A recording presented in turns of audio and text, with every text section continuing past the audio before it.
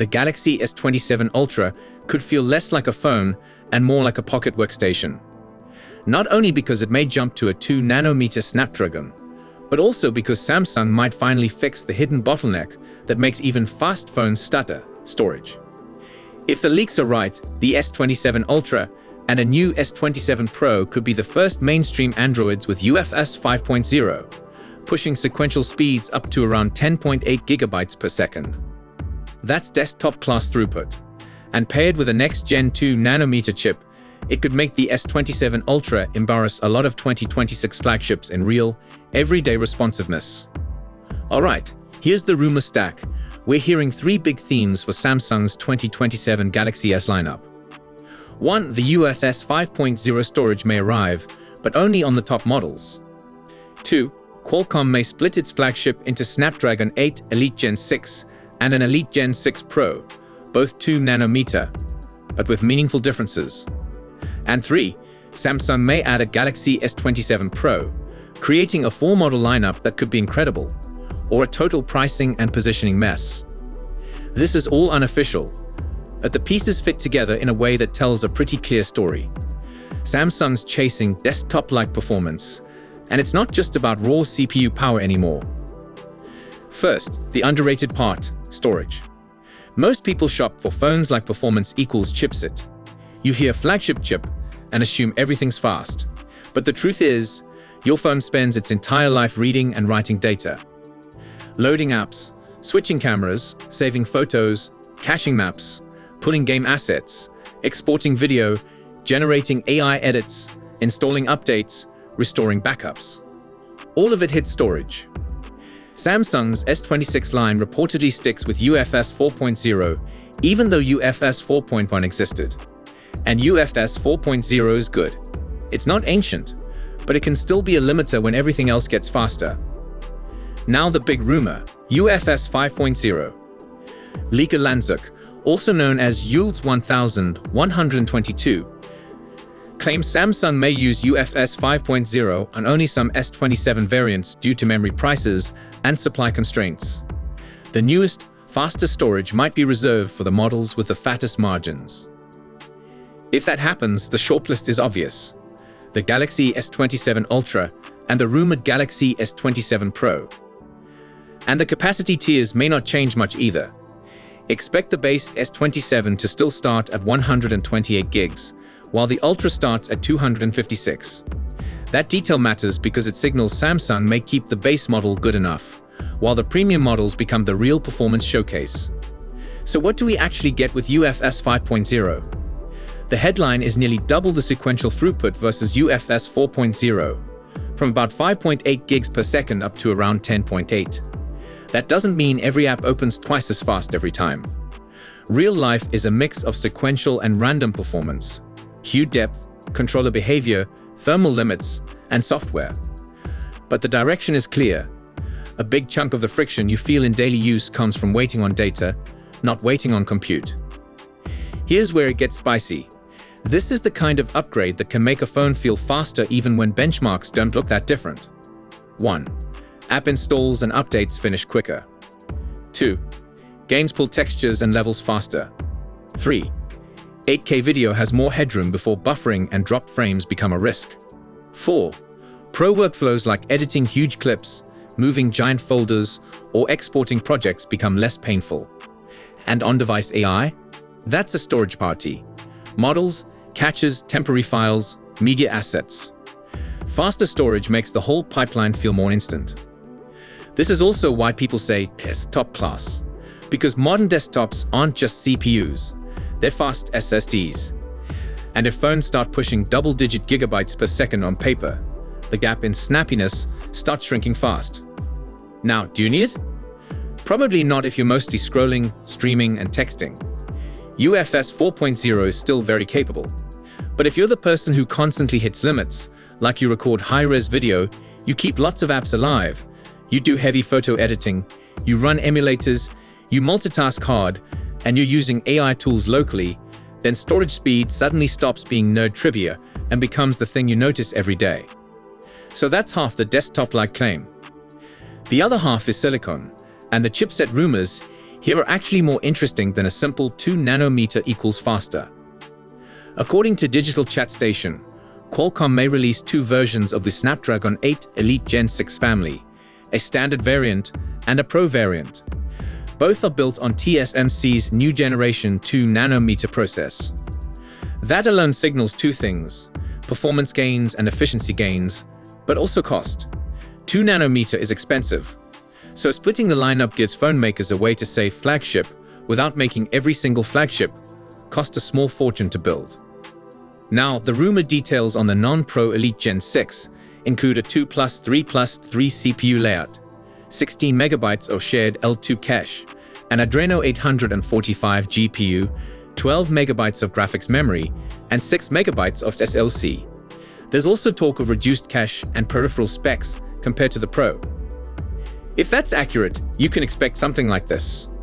The non-Pro chip is still fast, still efficient, still premium. But the Pro chip is the one designed to win headlines, push sustained workloads longer, and separate ultra-tier phones from everything else. And yes, that starts sounding a lot like Apple's playbook. Pro iPhones get the top silicon, and the regular ones get a slightly lower tier. Android has flirted with this, but it hasn't fully committed across a single brand's main lineup in the same way. So the big question, would Samsung actually do it? In the US, Samsung users typically get the same Snapdragon in the S model and the Ultra. Europe is always its own story, but in Snapdragon regions, Samsung has mostly kept parity within a generation. The S27 generation could change that because the business incentives are lining up. Samsung just raised prices with the S26 series. 1. Consumers are already edgy. 2. Component costs are climbing. And 2 nanometer production is not cheap. So Samsung could put the Snapdragon 8 Elite Gen 6 Pro into the S27 Ultra, maybe the S27 Pro, and keep the standard Elite Gen 6 for the base S27 and S27 Plus. That would protect margins without making the entry model explode in price again.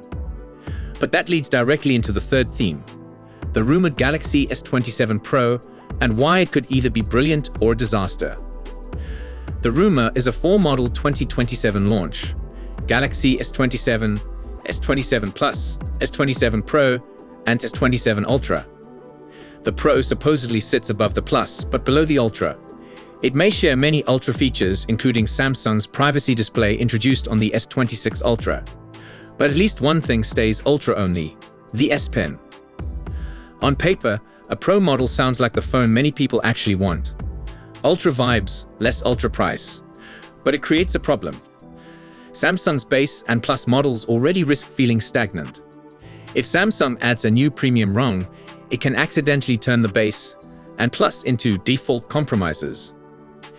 And you can see how it happens. If Pro gets better cameras, more RAM, better storage options, faster charging, a privacy display, maybe the UFS 5.0, maybe the Pro chipset, then what exactly is the Plus for? A slightly larger base model for more money with fewer premium features? That's a hard sell. Now add pricing. We just saw the S26 series jump. The reported starting points are around $900 for the S26, $1,100 for the S26 Plus, and $1,300 for the S26 Ultra. So where does an S27 Pro land? It has to be between Plus and Ultra, say $1,200. Now the ladder looks weird. If Plus is $1,100 and Pro is $1,200, the Pro is the obvious value. If Ultra stays $1,300, it's only $100 more than Pro, so people may jump to Ultra anyway.